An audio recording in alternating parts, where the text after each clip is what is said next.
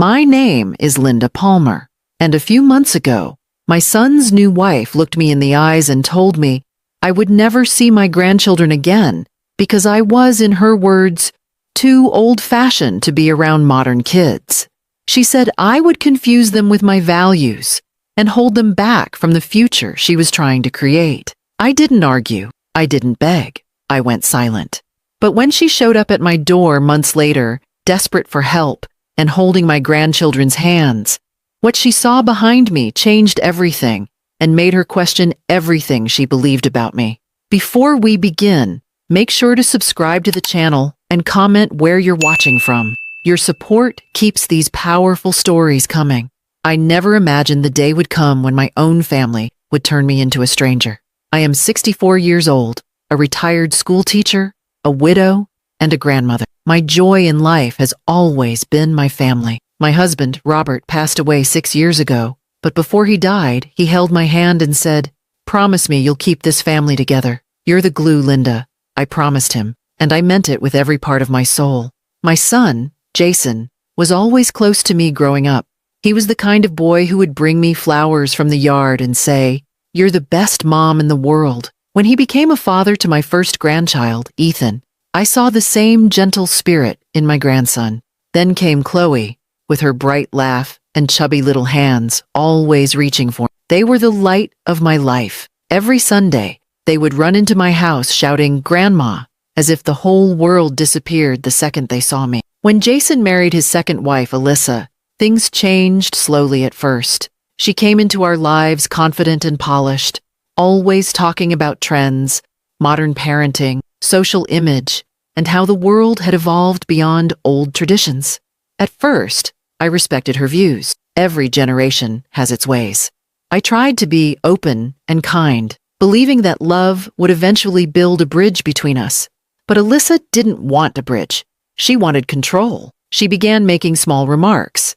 If I made cookies with the grandkids, she would say, "Linda, too much sugar is outdated thinking. We don't feed them snacks like that anymore." If I read them bedtime stories about morals and kindness, she would correct me in front of the children. That's fear-based teaching. Children need freedom, not rules.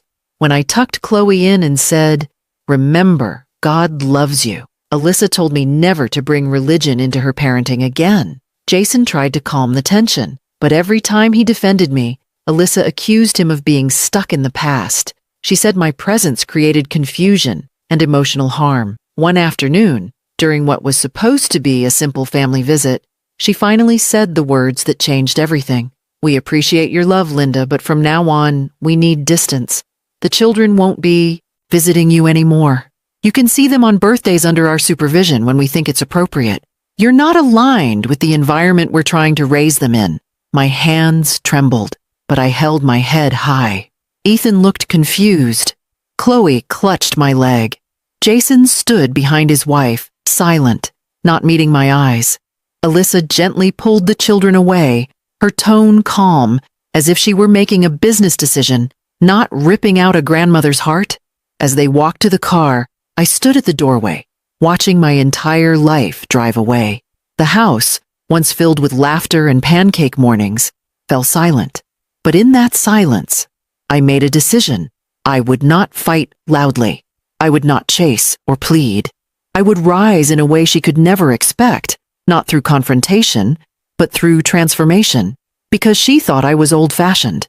But she had no idea I was unbreakable. The first few weeks without my grandchildren felt like I was grieving a loss that no one else could see.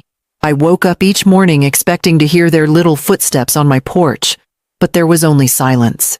My kitchen table, once covered in crayons, coloring books, and half-eaten snacks, sat untouched.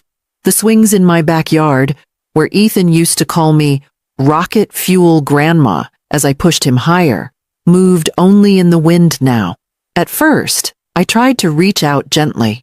I sent Jason a message, asking how the children were doing. Hours passed with no reply. The next day, I called, and it went to voicemail. When he finally responded, his text was short. "We're doing fine, Mom. Alyssa thinks it's best we have space for a while." I put the phone down and sat in my quiet living room, the reality settling over me like a heavy blanket. No one was coming to save me. Not my son, not the law, not sympathy. I had to find a way to protect my place in my grandchildren's lives without becoming the enemy. That was the moment I stopped feeling like a victim and started thinking like a protector. I began to notice how Alyssa was influencing everyone around her.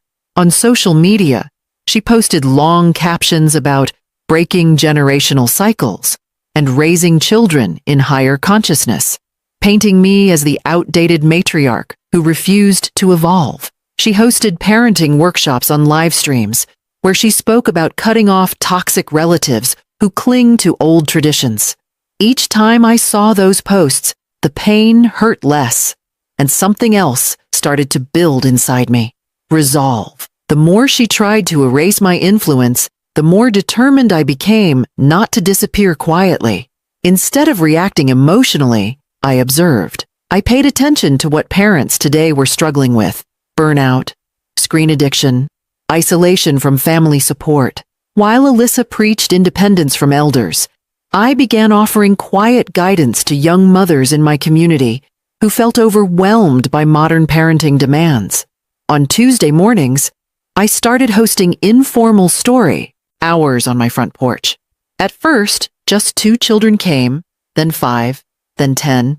Their mothers stayed to talk, sharing their fears about raising kids alone without grandparents or extended family. They were hungry for connection, and I had exactly what they needed: experience, patience, and unconditional understanding. Word spread naturally. Soon, what started as a casual story hour grew into a structured weekly program. Without ever advertising it, I became a support figure, helping parents with emotional tools, conflict resolution, and simple activities that brought their children joy without screens or expensive toys. I never spoke badly about Alyssa. I didn't need to. The truth was revealing itself in the smiles of the children who came to my porch and the tears of the mothers who hugged me, whispering, "I wish my kids had you as a grandma." Meanwhile, I heard through a neighbor that Alyssa's business, an online coaching brand focused on modern parenting for modern mothers, was starting to struggle. Engagement was dropping. Parents were quietly questioning her ideas. They didn't want to remove elders from their children's lives. They wanted support from them. Alyssa was losing influence, not because I fought her, but because I did the opposite. I served others quietly. One afternoon, I received a letter in my mailbox. It was from my grandson, Ethan. His handwriting was uneven and sweet. He wrote, "Grandma, I miss you. Mom says you don't want to see us anymore. Is that true?" I held the paper to my chest and cried, not from weakness, but from a flood of love and renewed purpose.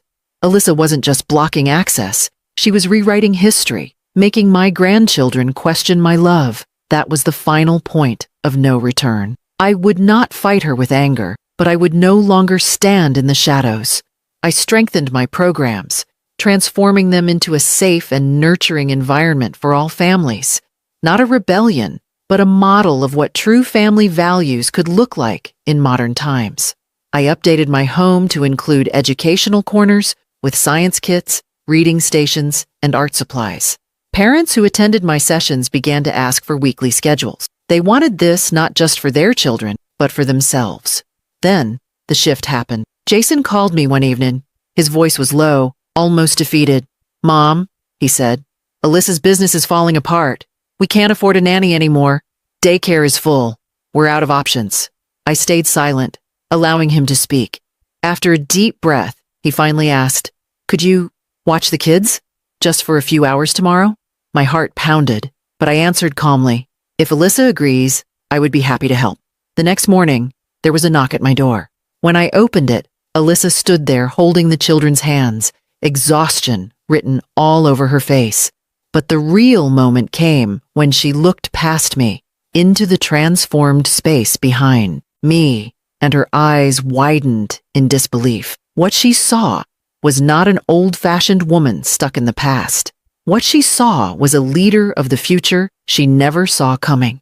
The moment Alyssa stepped into my home, holding Ethan and Chloe's hands, her expression shifted from irritation to stunned disbelief. She had expected an outdated living room filled with crocheted blankets and porcelain figurines.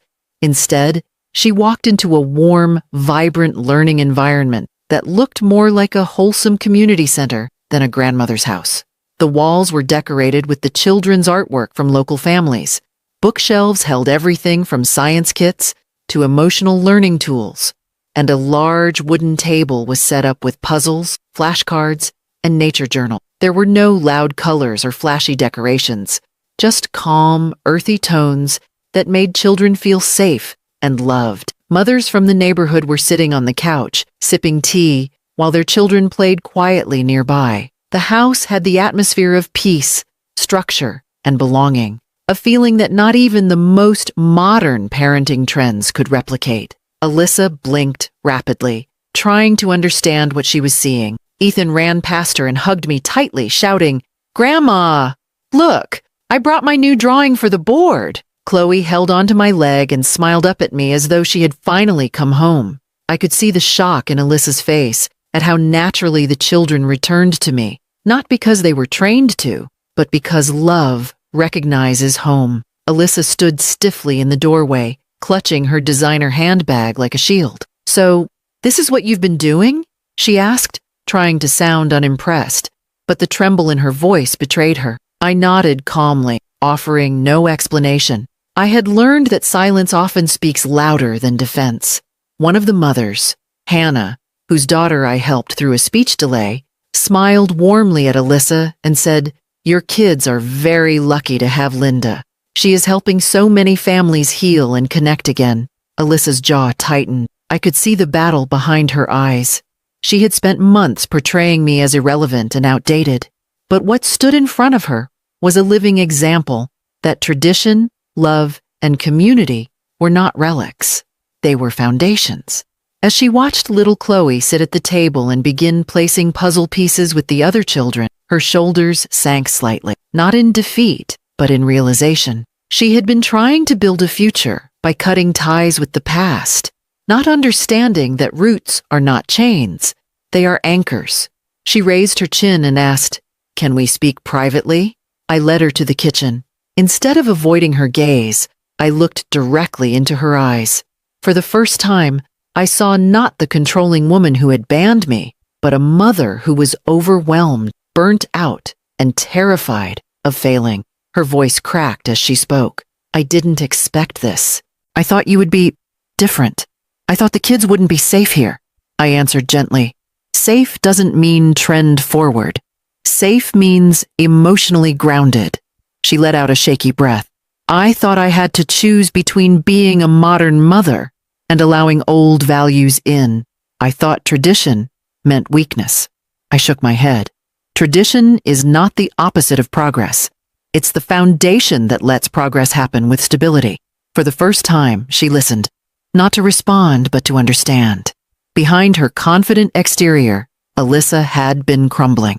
She confessed that her parenting business was falling apart, not because her ideas were bad, but because people didn't trust her. They saw polished videos, but not real connection.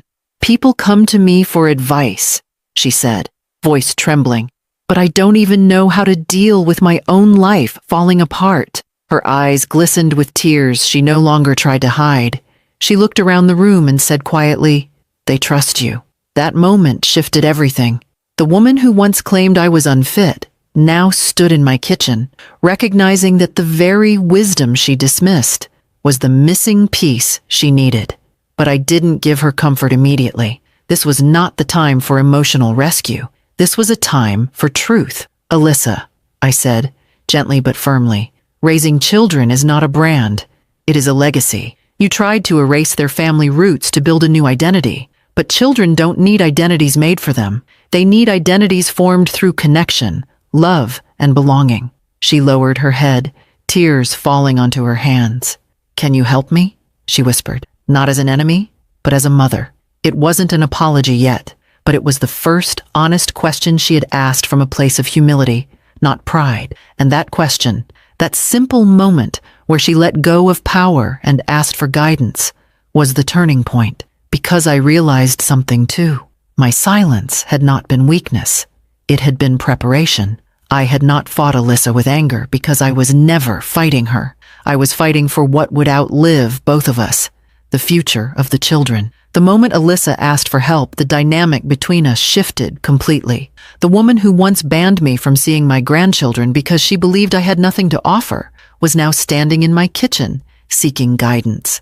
But the real turning point came that same evening when she returned to pick up the children. Instead of finding a chaotic space or a tired grandmother, she walked into a scene that challenged everything she believed about motherhood. The dining room table was filled with Ethan and Chloe's artwork, not meaningless scribbles, but drawings labeled with emotions such as joy, kindness, and bravery. The children were sitting in a circle with others, learning how to identify their feelings through gentle conversation. Soft music played in the background, and the atmosphere was calm, structured, and full of genuine connection. Ethan was speaking confidently, something I had not seen in months, talking about how he felt scared when people yelled and happy when Grandma hugged him. Alyssa paused at the doorway, tears welling in her eyes as she listened to her son speak with more emotional depth than she had ever heard before. As I guided the children through a gratitude exercise, Chloe stood up and said, "I am grateful Grandma still loves me even when we don't visit." A collective hush fell over the room. Alyssa covered her mouth with her hand, realizing for the first time the emotional impact of her choices. Her children had not grown distant from me. They had been forced to, and yet their love had remained. After the session ended, I asked the other mothers if they would excuse us. They nodded knowingly, offering Alyssa gentle smiles as they gathered their children and left. I turned to find Alyssa kneeling down, arms open, holding Ethan and Chloe as if afraid they might disappear. She kissed their foreheads and hugged them with a desperation she could no longer hide. Then she stood and faced me. "I was wrong," she said, not in a whisper this time, but in a steady, humbled voice. "I thought doing everything differently from the way I was raised would make me a better mother, but I see now. I didn't free my children from the past. I cut them off from the people who loved them the most." Her eyes filled with tears again, but she didn't look away. For the first time, she stood in honesty. I stepped closer, resting my hand gently on the table. "Being a mother is not about control," I said. "It's about guidance. You cannot remove your children's roots and expect them to grow stronger. You feared being judged as a mother, so you tried to erase anything that made you feel less than perfect. But children don't need perfect mothers. They need present ones. They need patient ones. They need mothers who can say, 'I'm learning too.'" It was at that moment Jason walked in. He had come to pick up the children as well and had overheard our conversation. His face was pale, his eyes solemn. "Mom," he said softly, "I let you be hurt because I didn't want conflict in my marriage. I stayed silent to keep peace in my house, not realizing I was destroying peace in yours." I looked at him, not with anger, but with truth. "Silence is not peace," I replied. "It's permission. You gave your silence when your voice was needed most." He nodded, tears finally falling. "I am ready to be a son again," he said, "and a better father." Ethan ran to Jason and held his leg, and in that simple moment, I saw a chance for healing, not just for me, but for the generations that would come after. Then came the final moment that would define everything. Alyssa took a deep breath and said, "I don't want you to be just a babysitter. I want you to be part of our family. Will you help us raise our children with your wisdom and traditions? Not because you're old-fashioned, but because you give them something I never could. Security that doesn't come from money, identity that doesn't come from trends, and love that doesn't require conditions." Those words were the climax of the story, not because I had won a battle, but because the truth had finally been seen. My daughter-in-law was not my enemy. She had been lost in the noise of a world that praises independence but forgets connection. In that moment, she didn't see me as outdated. She saw me as essential, and for the first time since she entered our family, I saw not a threat, but a woman ready to grow. As I looked at my son, my daughter-in-law, and my grandchildren standing together, I realized I had not just regained my place, I had reshaped it. My home was no longer just a house. It had become the foundation of a new kind of family, One built not on trends or control, but on love, guidance, and generational strength. The days that followed were not filled with instant perfection or overnight change. Instead, they were filled with something much more powerful: intentional healing. Alyssa began bringing Ethan and Chloe to my home regularly, not out of desperation anymore, but out of choice. Each visit was different from the last, as if threads of our family connection were being carefully stitched back together. The house that had once echoed with silence was now full of laughter again. We cooked meals together, not fancy, Instagram-worthy dishes, but warm family recipes passed down from my mother and grandmother. At first, Alyssa stood in the corner observing, but slowly, she picked up a spoon and began stirring the pot alongside me, asking questions about tradition instead of rejecting it. One afternoon, as we placed freshly baked cookies on a cooling rack, Chloe smiled up at Alyssa and said, "Mommy, Grandma says this is love you can taste." Alyssa froze, looked at me, and instead of rolling her eyes or dismissing the sentiment, she whispered, "Maybe she's right." That was the quiet evidence of change. Not dramatic speeches, not grand gestures, but softened hearts choosing truth over ego. Jason, too, began showing up, not just physically, but emotionally.